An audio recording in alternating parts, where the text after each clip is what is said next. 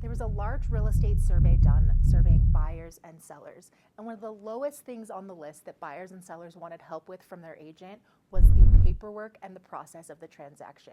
And this could not be more problematic because you don't know what you don't know.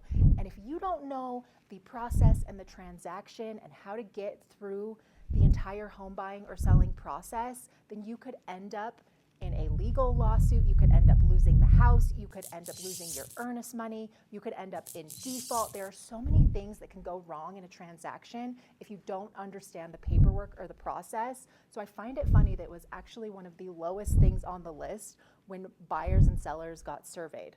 Because at the end of the day, that should be one of the most important things on the list. You need an agent who understands the process, the forms, the contracts. The last thing that you want is to default on a contract and have to pay double your earnest money to a seller for not signing something by 5 p.m. because Utah is a hard deadline state. So if you're not on top of getting papers signed and getting things back to your agent, then big problems can come up in a transaction.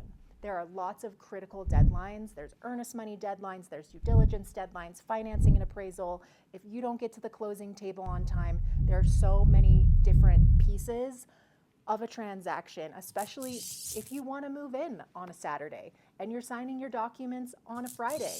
Well, you might not record on that Friday if you're getting a mortgage, so you're not going to be able to move in on Saturday. And now you've got the mover scheduled and all of your stuff is sitting in the driveway. So you're going to have big problems if you don't understand the timing of how a transaction works.